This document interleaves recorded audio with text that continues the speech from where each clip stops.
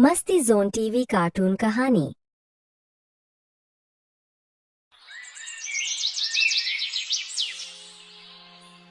बहुत समय पहले मीनापुर छोटे से गांव में ममता नाम की बहुत ही गरीब औरत अपने बेटे लोकेश के साथ एक छोटे से घर में रहती थी। ममता दूसरों के घरों में खाना बनाने का काम किया करती थी, जिससे घर का गुजारा होता था। एक दिन ममता लोकेश से कहती है, लोकेश बेटा, जा भानु भैया की दुकान से घर का राशन ले आ। अगर वो पैसे मांगे तो कह देना कि पैसे अगले महीने दे देंगे। ठीक है माँ, मैं अभी राशन ले आता हूँ। लोकेश भानु की दुकान पर राशन लेने पहुँच जाता है। वो भानु से कहता है, भानु भैया, माँ ने राशन मंगाया है। उन्होंने कहा है कि पैसे अगले महीने दे देंगे। तुमने मुझे क्या समझ रखा है, जो मुंह उठाए उधार लेने चले आते हो यहाँ। अरे उधार की वजह से मेरी दुकान बंद होने की कगार पे है। अभी तुमने पहले के पैसे दिए नहीं है और उधार लेने चले आए। देखो भाई, मैं उधार का कोई सामान नहीं दे सकता। भानु दुकानदार की ये बात सुनकर लोकेश अपने घर की ओर चल पड़ता है और वो सोचने लगता है, मैं कितना अभागा हूँ जो 2 वक्त के खाने के लिए पैसे नहीं जुटा सकता। माँ किस तरह दूसरों के घरों में काम करती है। अब मुझसे उनका दुख देखा नहीं जाता। बेचारी कब तक दूसरों का काम करती रहेंगी। मुझे कोई काम जरूर करना होगा। शायद अब वक्त आ गया है कि मुझे अपनी जिम्मेदारी संभालनी होगी, ताकि मैं अपनी माँ को इस स्थिति से निकाल सकूं और उनकी जिंदगी में थोड़ी खुशियाँ ला सकूं। लोकेश ये सोच ही रहा था, तभी उसकी नजर एक ऋषिवर पर पड़ी। ऋषिवर ने लोकेश को अपने पास बुलाया और बोले, क्यों उदास हो प्यारे बेटे? तुम्हें देखकर ऐसा लगता है जैसे तुम किसी बड़ी समस्या से जूझ रहे हो। ऋषिवर, मैं एक गरीब लड़का हूँ। मेरे पास कुछ नहीं है, सिर्फ एक सपना है कि एक दिन मैं अपनी माँ की मदद कर सकूं। वो दूसरों के घरों में जाकर काम करती है, फिर भी उन्हें इतने पैसे नहीं मिलते जिससे पूरे महीने का गुजारा हो जाए। मुझे तो समझ में नहीं आ रहा कि मैं क्या करूं। मेरी जिंदगी में आगे क्या होगा? तुम्हारे मन में जो सपना है वो एक दिन जरूर पूरा होगा बेटा। तुम बड़े तकदीर वाले हो। तुम्हारा भाग्य बहुत उज्जवल है। बहुत ही जल्दी ऐसा वक्त आएगा जब हर किसी की जुबान पर सिर्फ तुम्हारा नाम होगा। लेकिन मैं तो केवल एक साधारण सा लड़का हूँ। मेरे पास तो साधन भी नहीं है और न ही मैं कोई राजा हूँ। फिर हर किसी की जुबान पर मेरा नाम क्यों होगा स्वामी? मैं समझ नहीं पा रहा हूँ कि आप क्या कहना चाहते हैं। इस संसार में हर एक व्यक्ति की कहानी अनोखी होती है और तुम्हारी कहानी अभी शुरू हुई है। इतना कहकर ऋषिवर वहाँ से चले जाते हैं। लोकेश को उनकी कोई भी बात समझ नहीं आती है और फिर लोकेश भी अपने घर चला जाता है। बेटा, तू खाली हाथ क्यों चला आया? मैंने तो तुझे घर का राशन लेने भेजा था। माँ, भानु भैया ने उधार राशन देने के लिए मना कर दिया है। वो कह रहे थे कि मैं तुम्हें और उधारी नहीं दे सकता। तुम्हारे ऊपर पहले के ही बहुत पैसे हैं। कोई बात नहीं बेटा, मैं आज मालकिन से पैसे लेकर आऊंगी। तू भानु का हिसाब कराना। जा तू खाना खा ले। माँ, मैं खाना बाद में खाऊंगा। आप पहले मुझे एक बात बताओ। जब मैं रास्ते में आ रहा था तो मुझे एक ऋषिवर मिले थे। वो कह रहे थे कि मैं बहुत तकदीर वाला हूँ। कुछ ही दिनों में हर किसी की जुबान पर मेरा ही नाम होगा।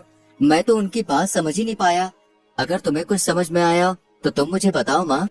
क्या सच में उन्होंने ऐसा कहा? हाँ माँ, उन्होंने ऐसा ही कहा। बेटा, जब तेरा जन्म हुआ था तब भी एक ऋषि ने मुझसे कहा था कि ये तेरा बेटा बहुत भाग्यशाली है, बड़ा होकर ये राजकुमार बनेगा। लेकिन मैंने उनकी बात पर कुछ ध्यान नहीं दिया था। माँ, ये सब फिजूल की बात है। भला एक गरीब माँ का बेटा राजकुमार कैसे बन सकता है? राजकुमार तो राजा का बेटा बनता है। तुम सही कहते हो लोकेश, लेकिन कभी कभी ये भविष्यवाणी सच भी हो जाती है। मैंने खुद अपनी आंखों से भविष्यवाणियों को सच होते हुए देखा है। हमारे गांव में सुनीता नाम की एक औरत ने एक बेटी और बेटे को जन्म दिया था। उन बच्चों की खुशी में उस औरत के पति महेंद्र ने आसपास के सभी गांवों में दावत की थी। वो औरत भविष्यवाणी में बहुत विश्वास करती थी, इसलिए उसने अपने बच्चों का भविष्य पूछने के लिए एक ऋषि को बुलाया। उस ऋषि ने उससे कहा, मैं तुम्हें इन बच्चों का भविष्य नहीं बता सकता और तुम्हारे लिए भी यही बेहतर होगा कि तुम कभी भी इन बच्चों का भविष्य जानने की कोशिश मत करना, वरना तुम्हारा ये खुशहाल जीवन पल भर में दुख में बदल जाएगा। लेकिन ऋषिवर, ऐसा क्या है इन बच्चों के भविष्य में जो आप हमें बताना नहीं चाहते? हमने तो ऐसा कोई पाप नहीं किया है जिसकी सजा इन बच्चों को मिले। कितनी दुआओं के बाद ईश्वर ने हमें ये 2 जुड़वा बच्चे दिए हैं। कृपया करके आप मुझे बताएं इन बच्चों के भविष्य में क्या लिखा है। ठीक है, अगर तुम अपने बच्चों का भविष्य जानना चाहती हो तो सुनो, तुम्हारा ये बेटा बड़ा होकर अपनी जुड़वा बहन से शादी करेगा। ऋषि की ये बात सुनकर सुनीता के होश उड़ गए। ऐसा कैसे हो सकता है ऋषिवर? भला एक भाई अपनी बहन से कैसे शादी कर सकता है? मैं ये भविष्यवाणी नहीं मानता। तुम झूठ बोल रहे हो। मैं आपकी बातों पर विश्वास नहीं कर सकता। अगर बेटा तुम्हें मेरी बातों पर विश्वास नहीं तो कोई बात नहीं, जब समय आएगा तो तुम सब खुद देख लोगे। इतना कहकर ऋषिवर वहाँ से चले जाते हैं।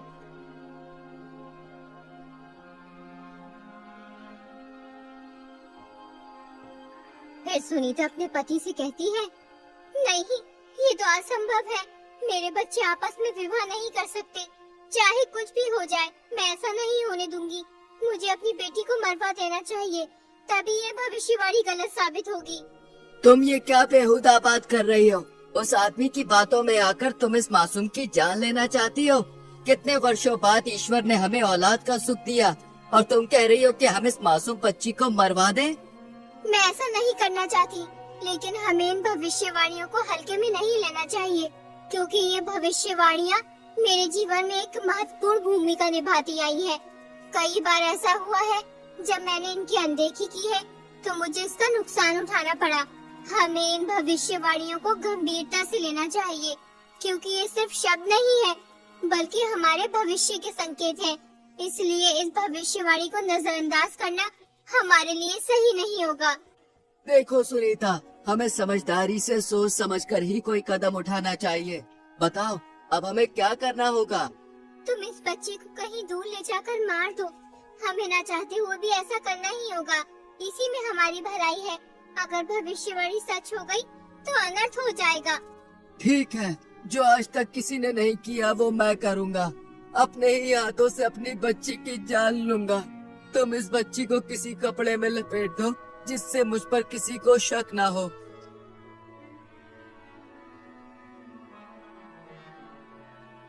वो आदमी उस बच्ची को एक ऊंची पहाड़ी पर ले जाता है और फिर उसे पहाड़ी से नीचे फेंक देता है, लेकिन वो बच्ची किसी तरह बच जाती है। एक अमीर आदमी उस जगह से गुजर रहा होता है, तभी उसकी नजर उस बच्ची पर पड़ती है। अरे वाह, कितनी प्यारी बच्ची है। लेकिन ये बच्ची इस जंगल में क्या कर रही है? इसे यहाँ पर कौन छोड़कर गया होगा? मुझे इसे अपने साथ लेके जाना चाहिए, वरना इसे कोई जंगली जानवर खा जाएगा। वो अमीर आदमी उस बच्ची को अपने घर ले जाता है। अरे कहाँ हो भाग्यवान, जरा जल्दी इधर आओ। ये देखो मेरे साथ कौन आया है। अरे ये किसका बच्चा उठाना है आप? मैं क्या तुम्हें कोई बच्चा उठाने वाला दिखाई देता हूँ? अरे नहीं, मेरा मतलब वो नहीं जो आप समझ रहे हैं।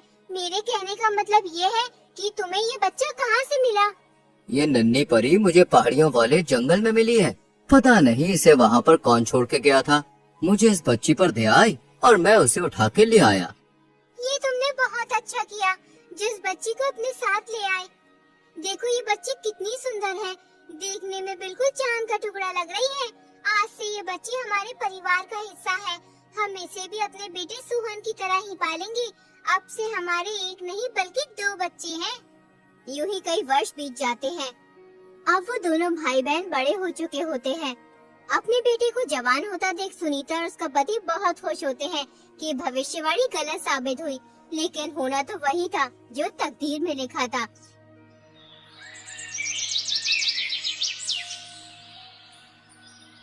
एक दिन सुनीता का लड़का किसी काम से बाहर कहीं दूर जा रहा होता है। तभी रास्ते में उसकी नजर अमीर आदमी की बेटी पर पड़ती है। उसे देखकर वो सब कुछ भूल जाता है। वो अपने माँ बाप को बगैर कुछ लड़की से शादी कर लेता है और उस लड़की घर ले आता है। माँ, मैंने इस लड़की से शादी कर ली है। ये सेठ अमीर चंद की बेटी है। बेटा तुझे शादी करने की इतनी भी जल्दी क्या थी? एक बार हमसे पूछ तो लेता। आखिर हम तेरे माता पिता हैं। हमने तुझे पाल पोस कर इतना बड़ा किया है, इसलिए हमारा भी हक बनता है कि तेरे सुख दुख में साथ रहें। अरे भाग्यवान, तुम भी ये क्या बात लेकर बैठ गई हो? अरे हमें तो खुश होना चाहिए। हमारे बेटे की खुशी में ही तो हमारी खुशी है। बेटी तुम बहुत दूर से चल के आई हो, जाओ थोड़ा आराम कर लो। बेटी तुम कितने भाई बहन हो? सासू जी, हम 2 भाई बहन हैं, लेकिन मैं सेठ अमीर चंद की सगी बेटी नहीं हूँ। मैं तो उन्हें पहाड़ी के पास मिली थी, लेकिन उन्होंने मुझे कभी माँ पापा की कमी महसूस नहीं होने दी। अपने बेटे की बहू के मुंह से ये बात सुनकर सुनीता सब समझ जाती है कि ये लड़की हमारी बेटी है। वो इस बात को अपने पति महेंद्र को भी बताती है कि भविष्यवाणी सच साबित हुई। ये बात किसी तरह सुनीता के बेटे को भी पता चल जाती है कि जिस लड़की से उसने शादी की है वो उसकी सगी बहन है, इसलिए वो अपनी जान ले लेता है और फिर वो लड़की भी मर जाती है। ये तो बहुत बुरा हुआ।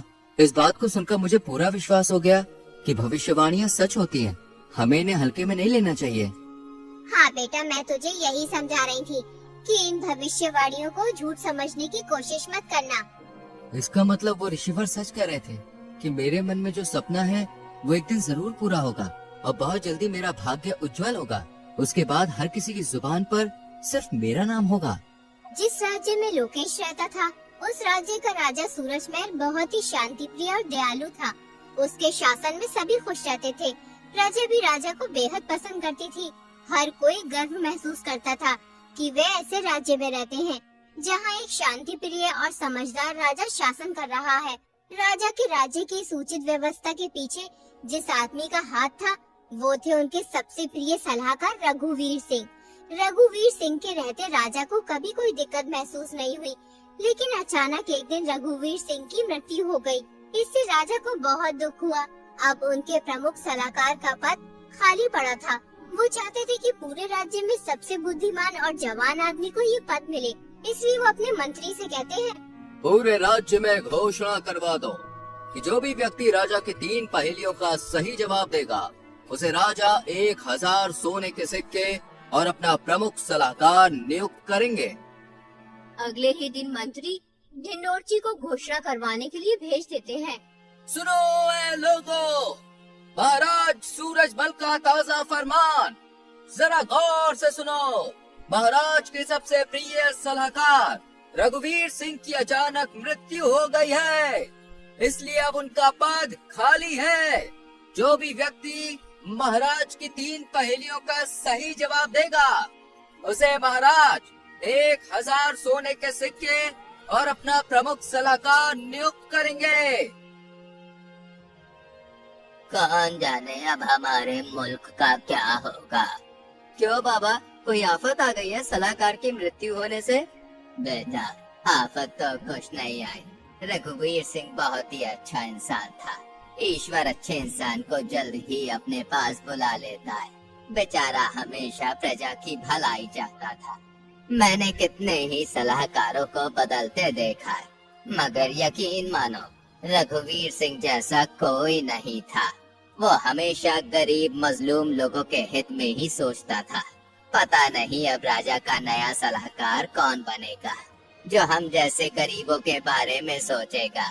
अगले ही दिन राजमहल में बहुत से आदमी जाते हैं, लेकिन कोई भी राजा की पहेलियों का जवाब नहीं दे पाता है। यूं ही 3 दिन गुजर जाते हैं। एक दिन लोकेश अपनी माँ से कहता है, माँ, क्यों न एक बार मैं महाराज के पास जाकर इन पहेलियों का जवाब दूं? बेटा, राजा हर बार पहेली बदल कर पूछता है। अभी तक कोई भी तीनों पहेलियों का सही जवाब नहीं दे पाया है। बहुत से अक्लमंद लोगों ने पहेलियों का जवाब देना चाहा, लेकिन हर कोई नाकाम रहा। तुम उन अमीर लोगों के बीच कैसे जा सकते हो? वहाँ बहुत ही तजुर्बेकार और होशियार लोग आए हुए हैं। माँ, बिल्कुल भी परेशान ना हो, मैं महाराज के पास जरूर जाऊंगा। सोचो, अगर मैंने पहेलियों के जवाब दे दिए तो 1000 सोने के सिक्के मिलेंगे। फिर तुम्हें किसी के घर जाकर काम करने की जरूरत नहीं होगी और मैं भी महाराज का सलाहकार बन जाऊंगा। ठीक है बेटा, तू इतना कह ही रहा है तो जा। मेरी दुआएं तेरे साथ हैं। ईश्वर तेरी हिफाजत करे।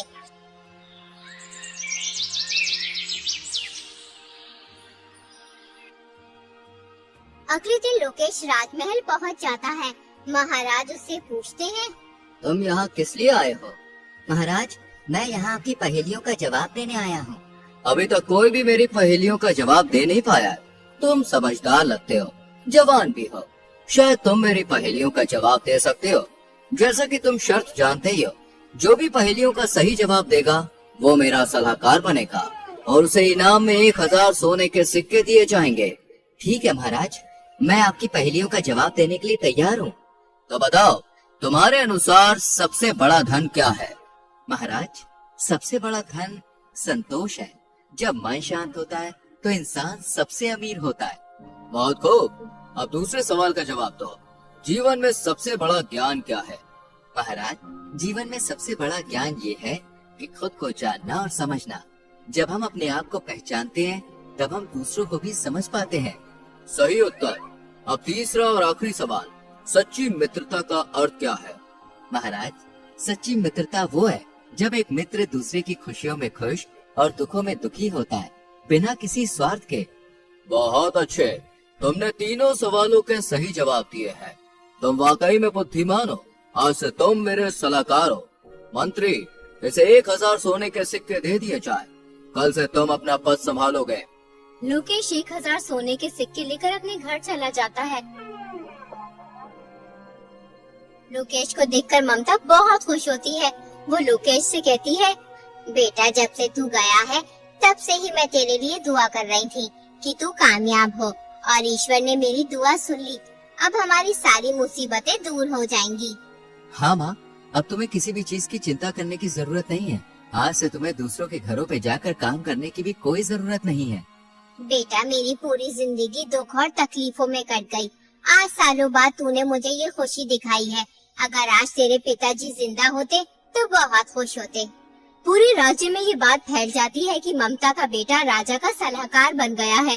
सब बहुत खुश होते हैं क्योंकि लोकेश बहुत ही समझदार और नेक लड़का था। एक दिन लोकेश महल से अपने घर जा रहा होता है।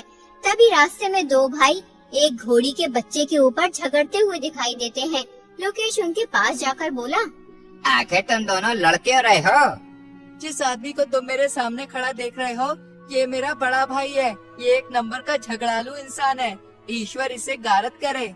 हमारे पिताजी जो भी छोड़कर मरे थे, हमने उसे आपस में बांट लिया। मेरे हिस्से में घोड़ी आई थी, उस घोड़ी ने एक बच्चा दिया। ये बेईमान इंसान उस घोड़ी के बच्चे को अपना बता रहा है। जरा आप इसे समझाइए। जब बच्चा मेरी घोड़ी ने दिया तो वो घोड़ी का बच्चा मेरा हुआ या इस बकबक का? ये नामुराद झूठ बोल रहा है। सालों से ये अपनी घोड़ी को मेरी जगह में बांधता हुआ आ रहा है और इसकी घोड़ी ने बच्चा मेरी जमीन पर दिया है, इसलिए वो घोड़ी का बच्चा मेरा हुआ। जो चीज जिसकी जमीन पर पैदा होती है वो उसी की हो जाती है। लोकेश समझ गया ये दोनों पागल हैं, इसलिए वो उनसे बोला, तुम्हारी समस्या तो बहुत गंभीर है। तुम्हें राजा के पास जाना चाहिए, वो ही तुम्हारा फैसला कर सकते हैं। तुम सही कह रहे हो, हमें राजा के पास जाना चाहिए, वरना ये झगड़ालू इंसान कुछ उल्टा सीधा न कर बैठे। अगले दिन दोनों भाई राजा के पास पहुंच जाते हैं और राजा को अपनी सारी बात बताते हैं। राजा लोकेश से कहते हैं, इस समस्या का हल तुम करो लोकेश। वो दोनों भाई लोकेश को पहचान लेते हैं, लेकिन राजा के सामने उनकी बोलने की हिम्मत नहीं होती, इसलिए वो चुपचाप खड़े रहते हैं। देखो, जगह से घोड़ी और बच्चे का कुछ भी लेना देना नहीं है। जिसकी घोड़ी है बच्चा भी उसी का है, लेकिन तुम्हें अपने बड़े भाई की जगह में घोड़ी बांधने का हर्जाना देना होगा। तुम्हें उसे एक सोने का सिक्का देना होगा। दोनों भाई लोकेश का फैसला सुनकर खुशी खुशी अपने घर चले जाते हैं।